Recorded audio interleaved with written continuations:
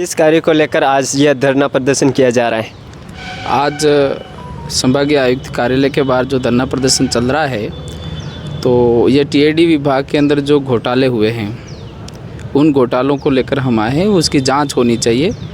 और अभी जो देखा जाए 1500 करोड़ रुपए का जो बजट पिछले सेशन के अंदर पारित हुआ था, उसमें से 723 करोड़ खर्च किया गया। तो 723 करोड़ में जो भी खर्च किया गया वो सारा भ्रष्टाचार के अंदर लगा दिया।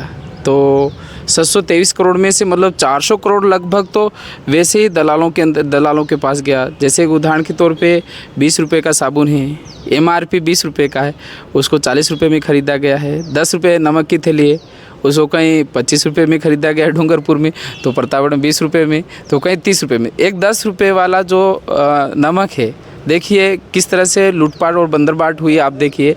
और एक जो बेड है, बेड हाईएस्ट वो 4000 का हो सकता है, इतना है नहीं, वो 1000-1500 का ही है, लेकिन उसको 20-20 हज़ार रुपये में ख़रीदा गया।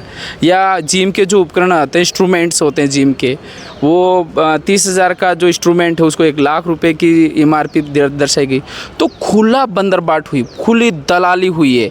और एक ही परिवार के 3-3 फर्में बनाई गई है रिश्तेदारों को। यहाँ का जो पूर्व जो आयुक्त बैठता था, उसने भी मतलब अपने परिवार के लोगों को मतलब फर्में दी है। वो खुद खुली लूटपाट हुई है। और ये अपना जो यहाँ के जो आदिवासी मंत्री है, टीएडी मंत्री बाबूलाल खराड़ी की देखरेख में हुआ। और सब कुछ, और बच्चों को ऐसा घटिया खाना खिला गया जो मतलब पशु भी नहीं खा सकते हैं। तो वो डेली मर रहे हैं, डेली मारा जा रहा है, और सरकार खाना दे के मार रही। एक धीमा जहर, बच्चे मर रहे हैं, वहाँ पढ़ाई नहीं हो रही है, भविष्य नहीं बन रहा है।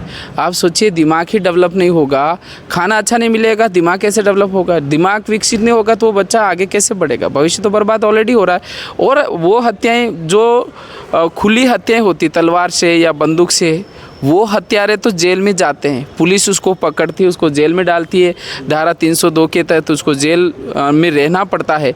लेकिन ये जो हत्यारे हैं वो छुपे हुए हैं, ये छुपे हुए हत्यारे हैं, और इनका नाम दिया जाता है घोटाले। लेकिन सच्चे ये हैं कि ये हत्यारे हैं, और इन्होंने आदिवासी बच्चे बच्चियों की हत्याएं कर रहे हैं डेली। और उसी को लेकर हम यहाँ संभागीय आयुक्त का आए हैं। यहाँ पर हमने मेमोरेंडम दिया है, और इसकी जांच हो। अगर जांच नहीं होती है तो हम जनता के बीच में जाएंगे, जनता को हमारा दुख दर्द बताएंगे।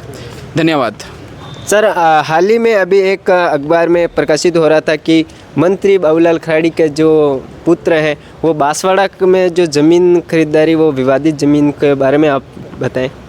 हाँ, वो देखो, जब बाबूलाल खराड़ी मंत्री बने है ना, उस समय ये बताया गया था कि एक झोंपड़ी से निकला हुआ व्यक्ति मंत्री बना है। ऐसा लोकतंत्र है, मतलब ये बताया गया कि कितना मतलब सीधा आदमी है।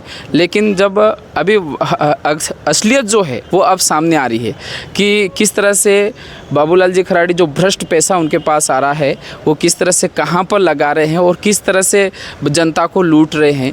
तो जो ज़मीन 52 बीघा बांसवाड़ा ज़िले के अंदर उनके लड़के ने खरीदी है, वो ज़मीन खरीदी है जहाँ पर आदिवासी परिवार सैकड़ों सालों से रहते आ रहे थे, सैकड़ों सालों से। और आज वो खेती कर रहे हैं, उसी सैकड़ों सालों से खेती कर रहे हैं, रह रहे हैं, निवास कर रहे हैं। उस ज़मीन को उन्होंने अपने बच्चे के नाम पे करा दिया, उनके बच्चे ने खरीदी है। तो वो सरासर घोटाला हुआ है, और वो घोटाला का पैसा वहाँ लगा। और वही नहीं, कई सारी जगह पर ऐसा पैसा लगा है, और वो सारा टीएडी का पैसा लगा। टीएडी के पैसे से आदिवासियों की ज़मीन खरीदी है और उनके घरों को उजाड़ा है, ऐसा हुआ है। सर, आपसे सवाल था कि जो अभी टीएडी में इतना घोटाला हो रहा है तो प्रशासन क्यों चुप है? सर, आपके चैनल को खूब खूब जोहार। प्रशासन देखो, एक मिली भगत से ही तय किए जाते हैं, और प्रशासन चुप उनकी शरण में अगर वो पल रहे हैं तो चुप रहना उनकी जिम्मेदारी बनती है। एक तरह से वो निभा रहे हैं जिम्मेदारी। मैं आपको यही कहना चाहूँगा कि भाई लंबे समय से आपने कई बार सुना होगा कि हमारे इस इलाके के अंदर जो हमारी बोली नहीं जानता है, जो हमारी भाषा नहीं जानता है, जो संस्कृति नहीं जानता, रीति रिवाज नहीं जानता, परंपरा नहीं जानता है, ऐसे लोगों को हमारे इस इलाके में नियुक्ति मत दो। क्यों? क्योंकि वो यहाँ की जो दुख दर्द है उसको जानते तो है नहीं, और उनको यहाँ पर जो मूलभूत दुख दर्द है उस दुख दर्द को ख़त्म करने की जिम्मेदारी दी जाती है, लेकिन वो तो और दुख दर्द बढ़ा करके जाते हैं, वो समझ ही नहीं पाते हैं यहाँ के लोगों की समस्याएं क्या है, उन पर वो काम ही नहीं करते और बड़े बड़े घपले करके चले जाते जो आपके सामने हैं। आज के समय में जैसे मोबाइल की दुनिया है, हर व्यक्ति घर बैठे हर चीज़ जानता है, उसके बावजूद भी इतना सारा मामला उन्होंने ये किया है, तो फिर जाहिर सी बात है पहले समय में बहुत ज़्यादा किया होगा। धन्यवाद। ओके, धन्यवाद।